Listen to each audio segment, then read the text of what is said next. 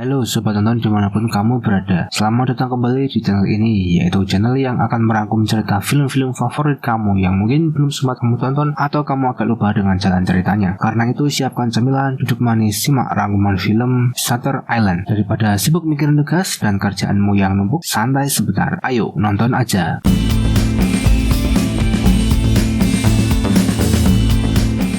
Marsekal AS Teddy Daniels dan Jack Awley sedang berada di sebuah kapal feri di pelabuhan Boston yang berkabut menuju Shutter Island, sebuah pulau yang berisi rumah sakit jiwa federal untuk orang gila. Mereka pergi ke pulau itu karena seorang pasien wanita bernama Rachel melarikan diri sehari sebelumnya. Teddy sangat sakit, berkeringat dan muntah-muntah di toilet, mengatakan pada dirinya sendiri untuk tenang, itu hanya air. Kemudian dia melihat keluar jendela dan mengatakan bahwa itu adalah air yang banyak. Dia naik ke dek untuk berbicara dengan Jack dan terlihat jelas bahwa mereka adalah rekan baru yang baru pertama kali bekerja sama. Selama percakapan mereka, terungkap bahwa istri Teddy meninggal dalam kebakaran apartemen beberapa tahun sebelumnya. Jack menyesal telah mengungkit hal itu. Dia menyebut Teddy sebagai bos panjang film, dan pada satu titik menyebutkan bahwa Teddy adalah seorang legenda. Jadi kita tahu bahwa Teddy sangat dikenal melalui marshal service dan dia adalah atasan Jack. Mereka sampai di pulau itu dan kapten kapal feri menyebutkan bahwa ada badai besar yang akan datang. Teddy dan Jack bertemu dengan wakil sipir McPherson yang membawa mereka ke halaman rumah sakit jiwa. Ada tembok tinggi yang membuatnya terlihat seperti penjara dan kawat beraliran listrik di sekelilingnya. Namun bangunan dan halamannya yang sebenarnya terlihat seperti kampus. Ada gedung A yang menampung pasien pria, gedung B untuk pasien wanita, dan gedung C yang terletak di titik tertinggi pulau ini. Dan kita diberitahu bahwa ini adalah benteng perang saudara. Bangunan ini menampung pasien-pasien yang paling berbahaya, dan para marsekal diberitahu bahwa mereka tidak boleh pergi ke sana sendirian tanpa ditemani oleh McPherson. Ada perdebatan singkat ketika wakil sipir McPherson meminta mereka menyerahkan senjata api mereka. Teddy mengatakan bahwa mereka adalah agen federal. Namun McPherson mengatakan bahwa hukum penjara federal mengesampingkan hal tersebut dan mengatakan bahwa mereka tidak akan bisa melewati gerbang dengan senjata mereka. Mereka dengan enggan menyerahkannya. Dengan Jack yang dengan jagung melepaskan sarungnya dari celananya, yang membuatnya mendapat tatapan dari McPherson dan Teddy. Mereka bertemu dengan Dr. Cowley yang menjelaskan sedikit tentang fasilitas dan psikiatri. Dr. Cowley mengatakan bahwa ada perang yang sedang terjadi di bidang psikiatri dengan satu kubu yang percaya pada teknik pembedahan seperti lobotomi untuk mengobati pasien. Sementara kubu lain mengatakan bahwa obat psikotropika baru adalah cara untuk mengobati orang-orang agar sembuh. Dia percaya bahwa terkadang hanya dengan mendengarkan pasien dan membuat hidup mereka nyaman adalah cara yang tepat. Teddy masih mengalami sakit kepala yang sangat parah akibat perjalanan dengan kapal feri, dan dokter memberinya air putih dan beberapa pil yang menurut dia adalah obat sakit kepala. Dia menjelaskan bahwa Rachel, seorang pasien, telah melarikan diri pada malam sebelumnya. Namun dia mengatakan bahwa itu tidak mungkin karena dia sepertinya menghilang begitu saja melalui dinding. Dia berada di Shutter Island karena dia menenggelamkan 3 anaknya satu persatu dan kemudian berpura-pura bahwa mereka tidak pernah mati. Bahkan ia percaya bahwa ia masih berada di rumahnya di rumah sakit, dan semua staf dan narapidana lainnya hanyalah tetangga atau pengantar makanan yang ia temui dalam kesehariannya. Dia menolak untuk menerima bahwa dia telah membunuh siapapun atau bahkan bahwa anak-anaknya telah meninggal dunia karena dia bunuh. Mereka berkeliling ke seluruh pulau di mana para petugas mencari Rachel yang melarikan diri. Ada sebuah mercusuar di sisi lain pulau yang dipagari dan ada penjaga yang bersenjata yang membuat Teddy sedikit curiga. Teddy menjelaskan bahwa tugasnya adalah mewawancarai staf dan pasien. Dia mengatakan bahwa dia membutuhkan catatan personalia staf, tetapi dokter tersebut mengabaikannya. Mereka pergi ke tempat tinggal pasien dan mewawancarai staf tentang malam ketika Rachel pergi. Di dalam selnya ada sebuah papan lantai dan sebuah catatan tulisan tangan darinya yang berbunyi hukum 4. Siapa yang berusia 67? Para staf kurang membantu dalam pertemuan tersebut sehingga Teddy dan Jack harus bertanya tentang dia. Tetapi perlu diketahui bahwa dia telah menghadiri terapi kelompok tepat sebelum dia pergi ke kamarnya dan dia tiba-tiba menghilang. Selama pertemuan tersebut terungkap bahwa ia memiliki seorang staf dokter yang memimpin pertemuan tersebut, yaitu Dr. Cowley. Ketika Teddy bertanya di mana Dr. Cowley berada, dia mengatakan bahwa dia baru saja pergi pagi itu dengan kapal feri untuk pergi berlibur. Teddy yang tidak percaya bahwa seorang pasien mental yang berbahaya baru saja melarikan diri padahal ada penguncian dan dokternya diizinkan untuk pergi berlibur. Apa iya? Segalanya terlihat semakin mencurigakan pada saat ini. Ada serangkaian mimpi yang diselingi kilas balik tentang masa-masa Teddy di Perang Dunia Kedua sebagai seorang tentara, dan Teddy sering melakukan percakapan internal dengan dirinya sendiri di mana istrinya yang telah meninggal, Dolores, berbicara kepadanya dan memberinya nasihat. Dalam sebuah kilas balik, unit Teddy adalah yang pertama kali membebaskan kamp konsentrasi Dachau. Di sana ada banyak orang Yahudi yang mati. Teddy sangat tersentuh oleh seorang wanita yang sudah meninggal dan putrinya yang sudah meninggal dalam pelukannya di tengah-tengah tumpukan mayat. Teddy ingin melihat komandan kamp Jerman mencoba mencoba bunuh diri dengan menembak dirinya sendiri, tetapi dia hanya melukai dirinya sendiri, menembak dirinya di sisi wajahnya. Orang Jerman itu mencoba meraih pistolnya untuk menyelesaikan pekerjaannya, namun Teddy perlahan-lahan menggeser pistol itu dengan kakinya dari jangkauan orang Jerman itu. Melihatnya menderita sebelum dia mati kehabisan darah. Dalam mimpi lainnya, istrinya menemukan bahwa dia memiliki banyak botol alkohol kosong yang ia sembunyikan di sekitar rumah. Dia menjelaskan bahwa hal-hal yang dilihatnya saat berada di Jerman adalah alasan mengapa dia minum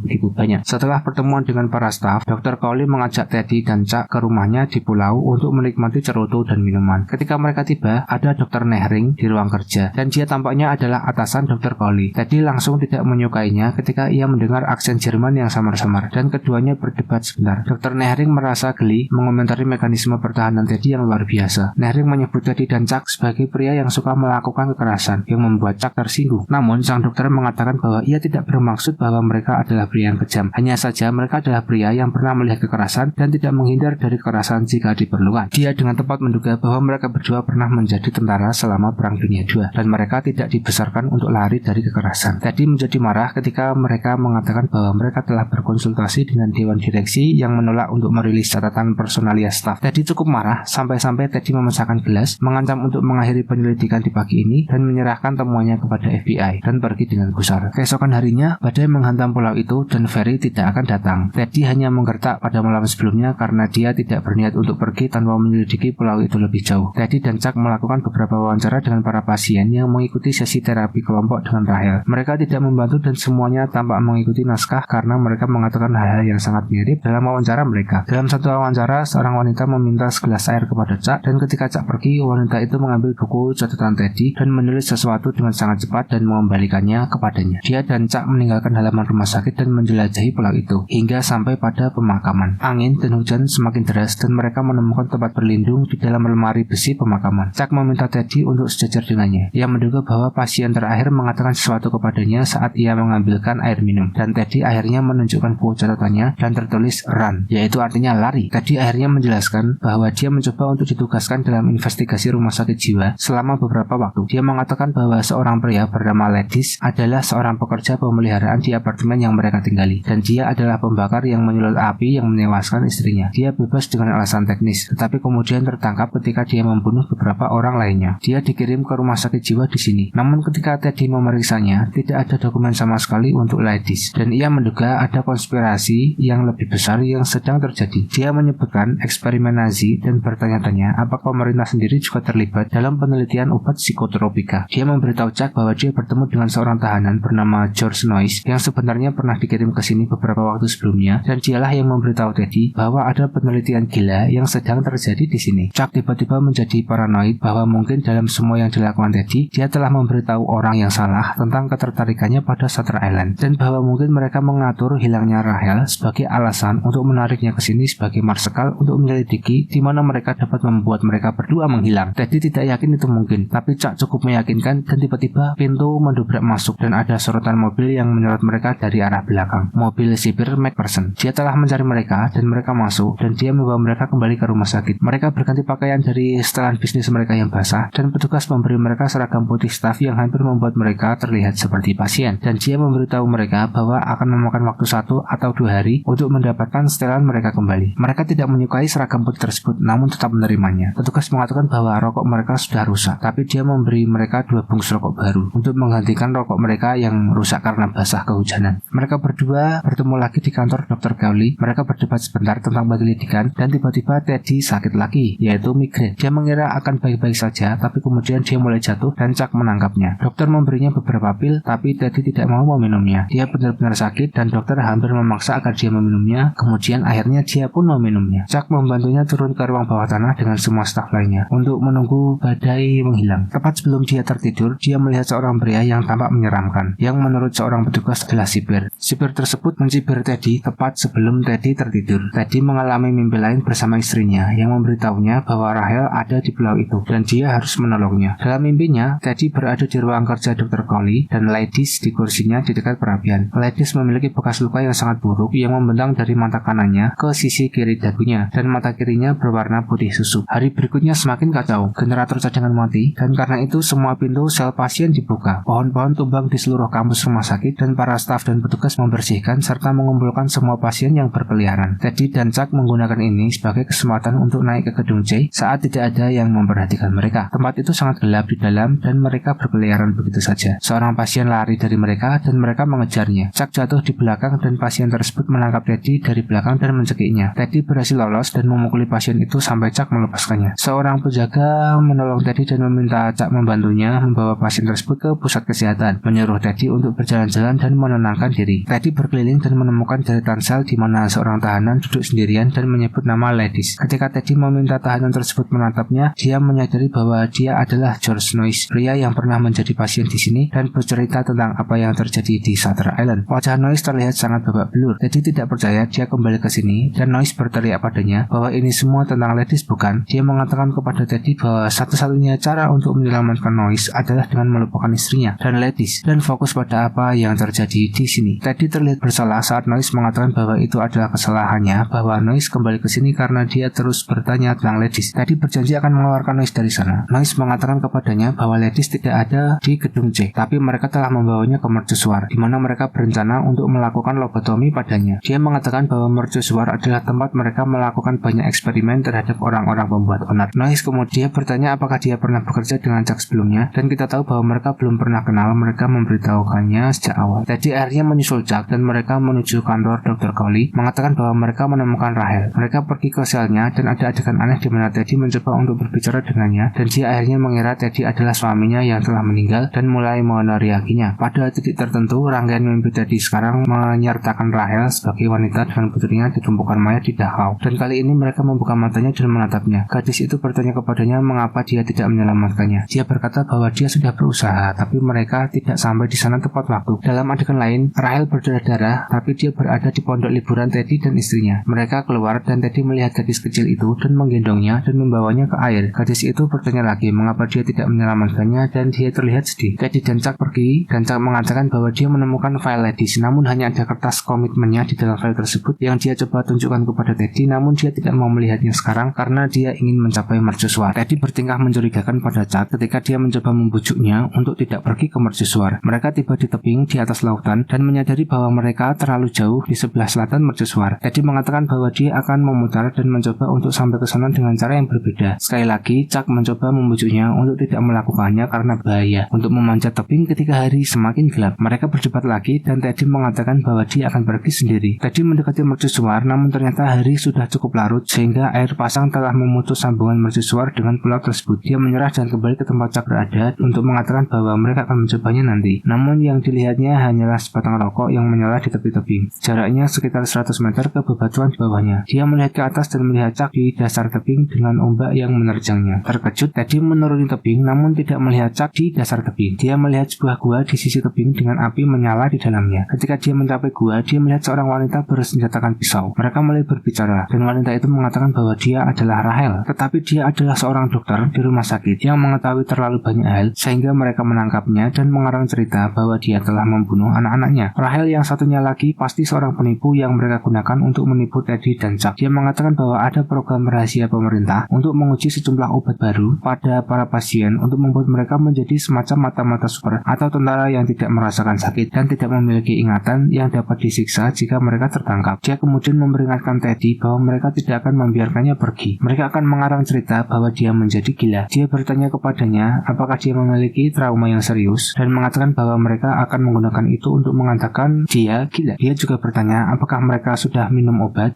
apapun itu. Sudah, yaitu obat sakit kepala. Dia bertanya lagi apakah dia sudah makan makanan di rumah sakit atau merokok. Dia mengatakan sudah juga. Dia menyebutkan bahwa dibutuhkan waktu 36 sampai 48 jam bagi obat psikotropika untuk bekerja dan membuatnya lentur agar dapat dikontrol. Tanda pertamanya adalah tangannya gemetar yang memang sudah ia alami. Dia juga mempertanyakan apakah Chuck benar-benar seorang marshal, bahwa dia mungkin seorang agen pemerintah yang dikirim untuk pergi bersamanya ke pulau ini. Ketika Teddy kembali ke jalan, dia melihat buah jeep berhenti dengan sipir. Sipir membawanya kembali ke fasilitas dan mereka melakukan percakapan yang sangat aneh tentang mengapa pria dengan kekerasan. Sipir mengatakan kepadanya bahwa orang-orang seperti mereka tahu bagaimana menggunakan kekerasan dan menggunakannya dengan baik. Dia bertanya kepada Teddy jika dia menjulurkan tangan dan mencoba menggigit matanya, apakah Teddy bisa menghentikannya? Teddy berkata, mengapa Anda tidak mencoba dan mencari tahu? Sipir tersenyum dan mengatakan bahwa itulah Teddy yang dia harapkan. Teddy pergi untuk menemui Dr. Cowley. Dr. Cowley bertanya-tanya kemana saja Teddy pergi. Teddy mengatakan mengatakan bahwa dia akan pergi dan dia bertanya apakah dokter telah melihat Chuck, temannya. Dr. Cole mengatakan bahwa dia datang ke pulau itu sendirian, tidak ada rekannya. Teddy menyadari bahwa mereka sudah mulai menempatkan rencana dalam tindakan dengan bersikeras bahwa tidak ada Chuck selama ini. Dia pergi dan berjalan di sekitar tempat itu mencoba memutuskan apa yang harus dilakukan selanjutnya. Dia seolah-olah melihat istrinya yang menyuruhnya meninggalkan pulau dan tidak akan pergi ke mercusuar. Dia mengatakan bahwa mercusuar itu akan menghancurkannya. Dia memutuskan untuk meledakkan mobil Dr. Kelly dan membuat pengalihan agar dia bisa menyelinap ke mercusuar. Dia menggunakan dasi dari jasnya, meredamnya dengan gas dari tangki bensin dan menyalakannya. Saat dia menjauh dari mobil, dia melihat istri dan gadis kecilnya di depan mobil. Api meledak di sekitar mereka, tetapi mereka tidak terbakar sama sekali. Dia berlari keluar dari sana untuk mencapai mercusuar. Dia berenang ke sana dan menyelinap di belakang seorang penjaga dan mengalahkannya dan mengambil senapannya. Penjaga itu bertanya apakah dia akan membunuhnya. Dia jawab tidak, tetapi memukulnya dengan popor senapan dan membuatnya pingsan. Dia berlari menaiki tangga mercusuar ke atas, memeriksa setiap ruangan tetapi tidak menemukan ruang operasi untuk eksperimen. Dia sampai di atas dan menemukan Dr. Cowley duduk di belakang meja. Teddy menodongkan senapan padanya saat dia berbicara. Dokter mengatakan kepadanya bahwa tidak ada peluru di senapan itu dan bertanya apakah dia membunuh penjaga di bawah. Teddy mengatakan tidak, tapi dokter tetap memanggil ke bawah untuk memberitahu orang-orang di bawah untuk mengurus penjaga sebelum mereka naik. Teddy melihat senapannya dari awal film di atas meja dokter. Dr. Cowley mengatakan kepada Teddy bahwa dia adalah pasien di rumah sakit tersebut dan telah menjadi pasien selama 2 tahun. Teddy tidak mempercayainya dan mengatakan bahwa dia adalah seorang marskal AS. Dokter mengatakan bahwa dia memang seorang marshal, tetapi setelah mengalami gangguan jiwa 2 tahun lalu, dia dikirim ke sini. Dia hancur ketika anak-anaknya terbunuh. Mentalnya sudah roboh. Teddy bilang dia tidak punya anak. Dr. Cowley mengatakan bahwa mereka telah mencoba menggunakan terapi obat baru untuk membantunya dan telah mencoba melakukan segala yang mereka bisa untuk mengobatinya. Dr. Kelly mengatakan kepadanya bahwa dia adalah salah satu pasien yang paling berbahaya yang pernah mereka tangani dan ada beberapa orang yang ingin melobotominya agar dia bisa dikendalikan. Beberapa hari terakhir adalah upaya untuk melakukan permainan peran besar-besaran untuk membuatnya akhirnya menyadari kebenarannya. Dia memanggil Dr. Sheehan, dokter yang sejak awal pergi berlibur tepat setelah pasiennya Rahel menghilang. Pintu terbuka dan ternyata itu adalah Chuck. Chuck adalah seorang psikiater yang setuju untuk bermain-main dengan fantasi Teddy dan mengawasinya. Cowley memberitahu Teddy bahwa nama aslinya adalah Ledis dan dia menunjukkan kepadanya di papan tulis bahwa nama lengkapnya dan nama Ledis adalah sebuah anagram. Artinya semua huruf dalam namanya dapat disusun ulang untuk mengejar nama lengkap Ledis. Hal yang sama juga terjadi pada nama istrinya dan Rahel. Teddy membuat nama baru Teddy Daniels untuk menciptakan jarak dengan nama aslinya. Dokter menunjukkan bahwa Noise adalah sesama pasien yang diserang Teddy beberapa hari sebelumnya dan itulah sebabnya dia terlihat babak belur. Teddy menyangkal hal ini, tapi dokter menunjukkan transkrip yang dikatakan Noise kepadanya dalam sel sebelumnya, di mana dia mengatakan bahwa ini semua adalah kesalahan Teddy. Dia memberitahu Teddy bahwa alasan dia memukuli Noise adalah karena Noise memanggilnya dengan nama aslinya. Teddy mengambil pistolnya dari atas meja dan menembak Dr. Cowley yang darahnya memercik ke dinding. Detik berikutnya tidak ada darah. Dr. Cowley memberitahunya bahwa pistolnya adalah pistol mainan yang mereka berikan saat mereka mulai permainan peran. Dia mengatakan kepada Teddy bahwa dia telah sepenuhnya menghapus semua kesalahan yang dilakukan dalam upaya untuk membuat dirinya menjadi pahlawan. Kita akhirnya melihat kilas balik di mana Teddy atau Ledis ini pulang ke pondoknya setelah 1 atau 2 minggu mengejar orang-orang jahat di Oklahoma. Istrinya bertingkah aneh. Dia bertanya di mana anak-anaknya dan istrinya menjawab bahwa mereka sedang sekolah. Dia mengatakan ini hari Sabtu. Dia tersenyum dan berkata mereka berada di sekolahnya dan melihat ke arah danau. Dengan ngeri, Teddy berlari ke danau dan melihat ketiga anaknya sudah tertelungkup tenggelam mengapung dalam danau. Dia mengambil mereka semua, menangis tak terkendali dan meletakkannya di tanah. Kemudian istrinya memeluknya dan mengatakan bahwa mereka harus meletakkan anak-anak di meja makan dan makan malam. Teddy menangis dan mengatakan jika dia pernah mencintainya, tolong berhenti bicara. Dia sedih sekarang dan mengatakan bahwa dia mencintainya dan kemudian ada tembakan. Teddy menunduk dan menyadari bahwa dia baru saja menembak istrinya. Dia terbaring di sana dengan banyak darah di tubuhnya dan kemudian dia meninggal. Teddy sekarang menyadari bahwa dia memiliki pilihan antara menerima kebenaran atau terus menyangkalnya. Dokter menjelaskan bahwa jika dia tidak dapat menerima kebenaran, maka Dr. Cowley tidak akan dapat menghentikan dokter lain untuk memerintahkan agar dia dilobotomi. Dia membuat Teddy mengakui bahwa dia menyalahkan dirinya sendiri karena tidak menyadari sebelumnya bahwa istrinya mengalami masalah, bahwa dia merasa bertanggung jawab karena membunuh anak-anaknya karena dia tidak memberikan pertolongan saat istrinya membutuhkan. Dia menciptakan sebuah dunia fantasi di mana dia tidak pernah membunuh istrinya dan dia tidak pernah mengalami gangguan. Keesokan harinya, dia dan Chuck sedang duduk di beberapa anak tangga di halaman rumah sakit. Dia bertanya kepada Chuck apa langkah mereka selanjutnya, seolah-olah dia masih percaya bahwa dia sedang menyelidiki rumah sakit sebagai marskal AS. Dan Chuck berkata, "Bagaimana menurutmu, bos?" Chuck mengangguk kepada para dokter lain di seberang sana yang kemudian mengarahkan beberapa mantri untuk bergerak ke arah Teddy. Teddy bertanya kepada Chuck, apakah lebih baik hidup sebagai monster atau mati sebagai orang baik. Dia berdiri dan dengan sukarela mengikuti para mantri karena dia lebih suka memilih untuk melanjutkan fantasinya daripada menerima kenyataan di dalam hidup. Ataupun sebenarnya dia telah menerima kenyataan yang dialami, tetapi masih tidak dapat hidup dengan betapa mengerikannya hal itu. Jadi di akhir film dia benar-benar memerankan fantasi tersebut, bukan menghayatinya. Secara efektif dia sudah sembuh, namun dia masih tidak bisa hidup dengan ingatannya, sehingga dia dengan sadar memaksa dokter untuk mengambil keputusan untuk intervensi fisik, yaitu lobotomi. Karena dia tahu dia tidak lagi harus hidup dengan ingatannya sebagai zombie yang patuh. Dengan demikian mengakhiri hidupnya sebagai orang yang baik.